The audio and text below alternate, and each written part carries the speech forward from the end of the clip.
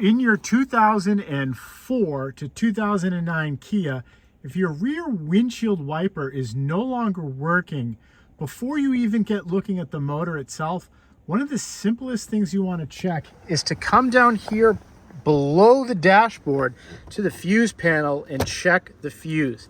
Kia, unlike Volkswagen, gives you a handy chart showing you where all the fuses are.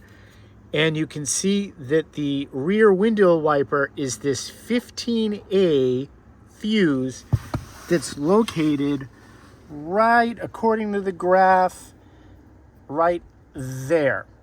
So I'm going to put an affiliate link in the description of this video to buy a fuse kit if you need to replace these. And you'll just take this handy pair of tweezers that comes with the fuse panel, and then you can pull the fuse out and put the new fuse in if it is burnt out. If you have any questions, put them in the comments.